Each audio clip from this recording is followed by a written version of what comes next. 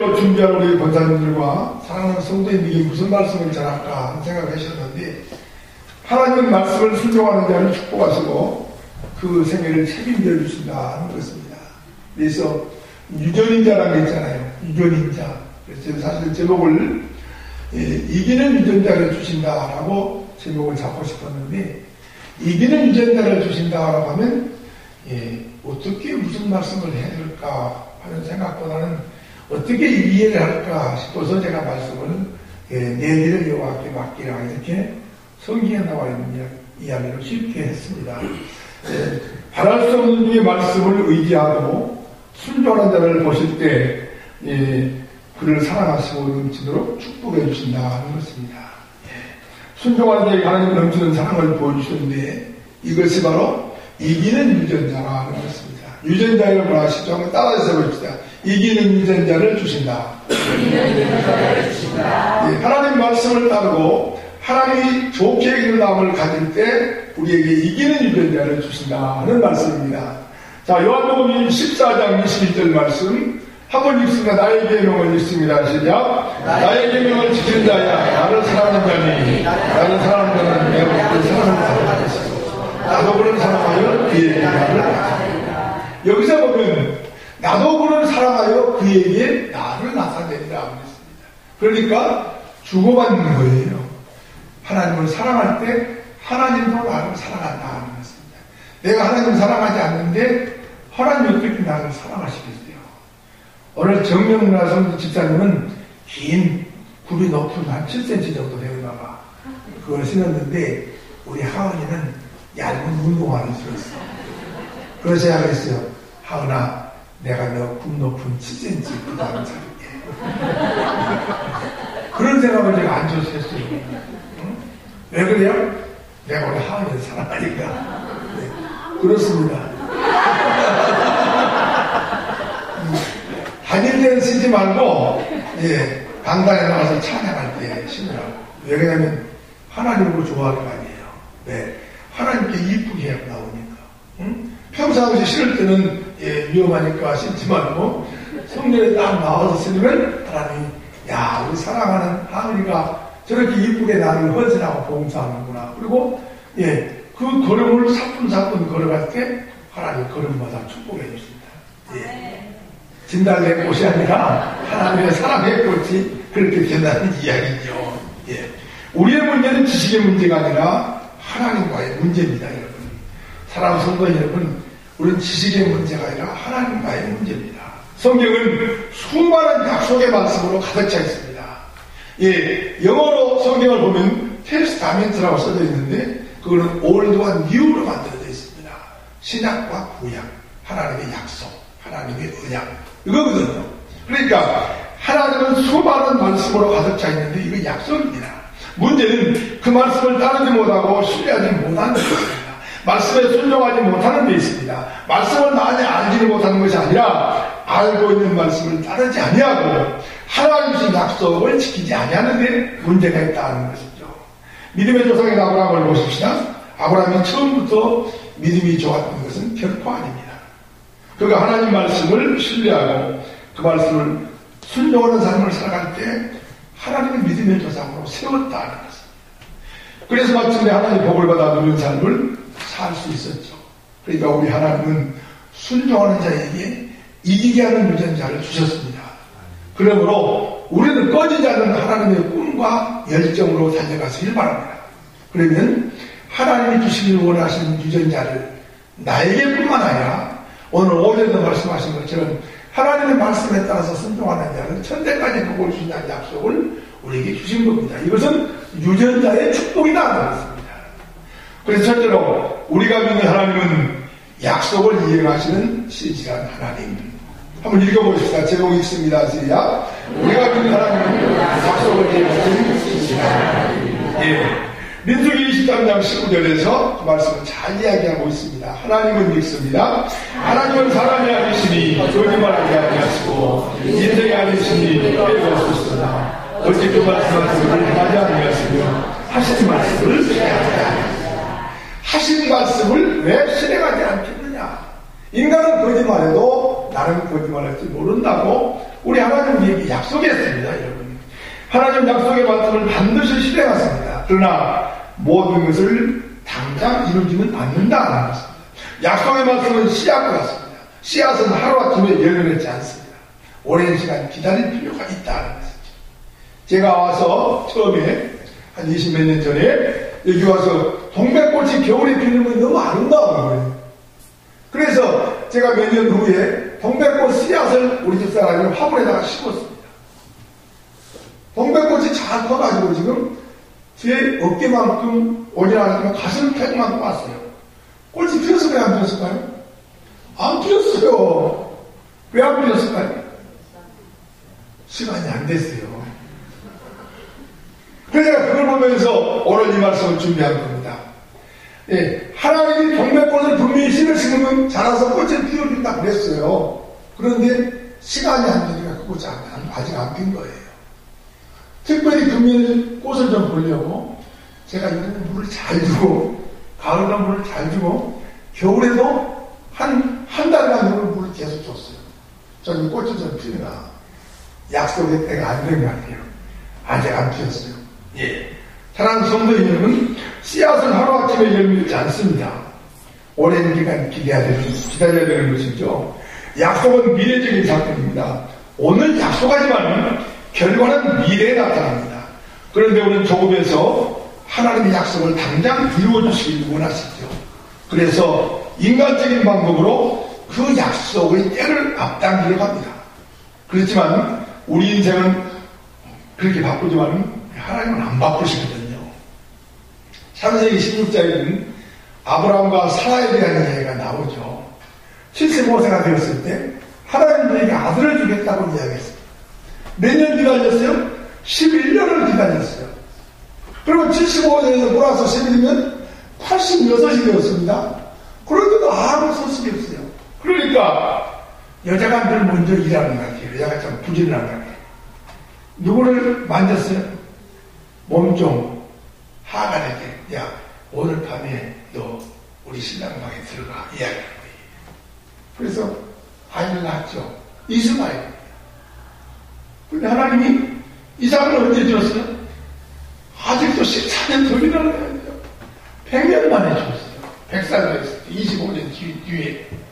그거거든요. 그러니까 하나님의 때를 기다리지 못하고 조그맣게 결정하고 행동하고 도리어 더 많은 시간을 기다려야 했다는 것입니다. 이스마엘이 어떻게 얻었지만 이스마엘이 평생 살아가는데 굉장히 머리아픈 아들이었습니다. 왜 그랬을까요? 하나님의 약속의 때에 얻지 못하고 비공식적인 인간의 욕심으로 얻었기 때문에 하나님은 이삭을 세우시고 물론 이스마엘을 세워주셨지만은 여러 가지 어려운 민족으로 세우셔서 둘이 싸움을 하는 그런 아들로 세웠다는 것입니다. 하나님이 아브라함과 사라에게 이삭을 주실 때는 말씀하신 기한이 찼을 겁니다. 우리는 하나님의 뜻과 하나님의 때를 구분할 줄 알아야 된다는 것입니다. 자, 오전에는 하나님의 약속을 팍팍 주신다더니 왜 오후에는 뜸을 드시는가 하는 생각이 있었지만 성경의 말씀은 두 가지예요. 곧 주시기도 하고 더디 주시기도 하고 또 아주 더 귀한 것은 좀 더 늦게 주실 수도 있다는 것을 우리는 알아야 된다는 것입니다. 모두가 다 지금 당장 곧 다 끝나면 얼마나 좋겠어요. 그런데 하나님의 방법은 그렇지 않을 수도 있다는 것을 우리는 기억해야 된다는 것입니다. 하나님의 뜻이라고 해서 그 뜻이 모두가 다 당장 이루어지는 것은 아닙니다. 하나님의 뜻과 하나님의 때가 만날 때 하나님의 역사가 이루어지는 것입니다. 아브라함에게 아들을 주시라는 것은 하나님의 뜻이었습니다. 그러나 그 뜻을 이루지 않는 것은 무엇이냐 하는 것입니다. 왜 그랬을까요? 왜 하나님은 우리를 그토록 기다리게 하는 것이었을까요? 우리는 그 말씀을 잘 알아줍니다. 우리의 변화와 성숙을 위해서다 하는 것입니다. 여러분 한번 생각해 보십시오. 하나님의 약속이 어제 교회에 왔는데 다음 달에 바로 큰 약속을 받았다고 생각하십시오. 그분이 신앙생활 잘할까요? 안 할 거예요. 하나님은 우리의 모습이 하나님 모습이 아름답도록 스텝 바이 스텝으로 한 걸음씩 한 걸음씩 백계단까지 올라오기를 기다리고 있는 겁니다. 그렇죠? 여러분도 어때요? 아들이 모든 거 다 사들한다고 사주면 그걸 공부 잘할까요? 내가 그러면 내 사람 아들하고 다시 키워보겠네. 하나님은요, 우리가 기다리는 동안에 나를 성수 가도록 만들어 주신 줄로 믿습니다. 교회 와서 훈련받고 세례문답도 하고 집사님도 되시고 권사님도 되시고 장로님도 되시고 각각의 훈련을 받을 때에 하나님께서 거기에 상응한 축복을 내려주신다. 그렇습니다. 우리는 그거 알아야 돼요.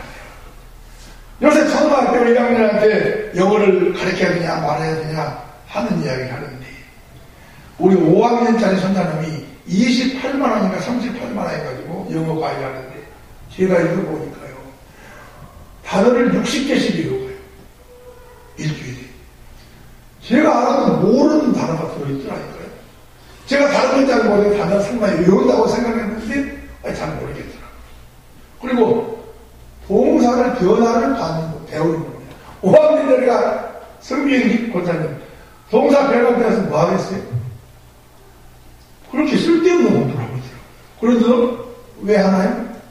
옆에 있는 데서 하니까 하는 거예요. 하고 있는 거예요. 하나님의 관심은 꿈 자체보다는 꿈꾸는 사람이 있습니다. 우리의 소원보다는 소원을 가지고 살아가는 사람이 있습니다. 하나님이 아브라함과 사라에게 아들을 누겨준다는 뜻이 있다니까요. 기다리는 동안 아브라함을 훈련시킬 겁니다. 어른들은 잘 아세요. 오늘 헌신 예배를 결단하신 우리 사랑하는 권사님, 왜 나의 기도 제목을 늦추어 주실까? 늦추어 주실 때는 나에게 더 큰 것을 주시려고 더 좋은 것을 주셔서 그 그릇을 준비하기 위해서 나에게 때때로 그런 시간을 허락받기를 원하시는구나 하는 것을 기억하자고 하는 것입니다. 그들은 기다리는 동안 하나님의 약속을 신뢰하는 훈련을 받았습니다. 바랄 수 없는 이에 바라는 믿음을 소유하게 되었습니다. 그들은 하나님의 때를 육신의 방법으로 앞당길 수 없다는 사실도 배웠습니다. 기도 없이 행한 일이 얼마나 무익한가도 배웠습니다. 벼는 서서히 무르익잖아요. 하나님의 사람은 또 서서히 무르익습니다. 단연의 맷돌이 하루아침에 돌아가지 않습니다. 서서히 돌아가죠. 우리 안에서 제거해야 될 나쁜 습관, 잘못된 품성, 또 하나님께 좋아하지 않는 마음, 이런 것들을 다 불순물을 제거해가지고 좋은 그릇, 깨끗한 그릇이 준비되었을 때 하나님이 부어주시기를 원하시는 것을 부어주신다는 것입니다. 하나님은 기다리는 동안 나를 깨뜨리신다. 한번 자기 가슴을 딱 대시고 나를 깨뜨리신다 한번 생각해 보십시오. 무엇을 깨뜨리겠어요? 장애인 시장 소감을 해주세요. 장애인 시장 무엇을 나를 깨뜨리시겠냐고 한번 생각해 보십시오. 내가 기도하는데 왜 아까 응답이 안 되는가? 하나님은 나를 무엇을 깨뜨리기를 원하시는가? 한번 생각해 보십시오. 나를 깨뜨리기를 원하시기 때문에 나의 기도를 응답하지 않는단 말입니다. 그렇습니다. 우리의 같은 것들을 깨뜨려 고운 가루로 만드시기를 원하십니다. 하나님이 좋아하시는 마음을 가지도록 하나님이 쓰시기 좋은 그릇으로 만드십니다. 하나님은 기다리는 동안 우리의 것을 깨끗게 하신 줄로 믿습니다. 우리 집에는 금 그릇도 있고 은 그릇도 있고 큰 그릇도 있고 작은 그릇도 있다고 그랬습니다. 그러나 하나님의 나라에서 어느 걸 쓰시겠다고 했습니까? 여러분의 집에는 큰 그릇 쓰지 않냐, 깨끗한 그릇, 준비된 그릇을 사용하신 줄로 믿습니다. 그렇습니다. 여러분, 기다리는 동안 불가능을 가능케 하신 하나님을 믿게 하십니다. 기다리는 동안 말씀을 준비하는 사람으로, 여호와 하나님이 좋아하는 마음을 가지는 사람으로, 성령을 신뢰하는 사람으로 우리를 만드셔서 하나님이 쓰신 줄로 믿습니다. 육신의 힘이 아닌 성령의 힘으로 일하며 육신의 생각이 아닌 하나님의 생각으로 일하도록 우리를 연단시킨 줄로 믿습니다. 내 삶을 주님께 드립니다. 나의 생각과 나의 재능과 나의 모든 것, 나의 믿음 하나 보시고 사랑하고 축복해 주셨습니다 하는 그런 마음입니다. 그런 마음을 가지라고 하는 것이죠. 그러면서 처음 사랑을 잃어버리면 촛대를 옮기겠다 그랬습니다. 우리에게 그런 첫사랑을 가지라고 하는 것입니다. 아브라함과 사라는 매우 오랫동안 기다렸습니다. 이것을 절대 과속평가해서는 안 됩니다. 때때로 기다림이 끝없을 것 같은 때가 있습니다. 기다림이 좋아질 줄 알았는데 도리어 현실이 갈수록 어려워질 수도 있습니다.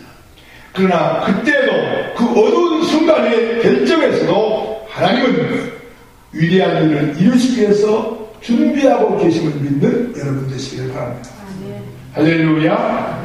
그래서 우리는 하나님의 이름만을 높이기 위해서 쉬지 않고 계속 달려가는 마라톤 같은 장거리 선수가 되어야 한다고 하는 것입니다.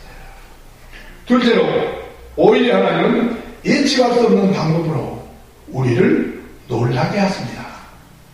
하나님의 종으로 청지기로 훈련시키고 나서 말할 수 없는 축복을 준비하고 계신다고 하는 것입니다. 가장 절망의 순간에 희망의 순간을 만들어냅니다. 오늘 본문 3절 말씀 한번 읽어보겠습니다. 여호와를 읽습니다. 시작. 여호와를 의하고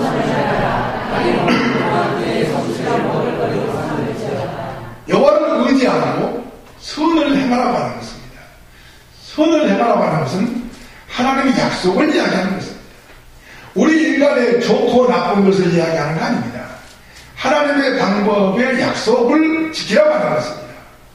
땅에 머무는 동안 너에게 먹을 거리를 내가 주겠다고 하는 이야기입니다. 극적인 역전석을 연출하는 분이 하나님이십니다. 여호와를 의뢰하고 선을 행하면 하나님은 모든 상황을 한순간에 뒤집으실 때가 있음을 여러분 기억하십시다. 아브라함의 생애가 드라마틱한 것은 왜 그렇습니까? 온통 절망적인 순간에 하나님이 기적을 베풀어 주셨기 때문입니다. 오늘 아하스의 왕의 에스더 왕비를 잘 압니다. 아하스 왕의 에스더 왕비가 왜 그의 생애가 아름다웠습니까? 유대인들이 모두 죽게 되었을 때 그는 죽으면 죽으려고 하나님 앞에 기도했습니다. 그랬을 때 하나님의 그의 기도를 들으시고 이스라엘 백성을 풀어줬다고 하는 사실입니다. 모든 것이 역전되는 축복을 누렸죠. 다니엘 생애도 마찬가지입니다. 그가 사자굴에 들어가서 죽게 된 바로 그 순간에 모든 것이 역전되는 축복을 얻었습니다.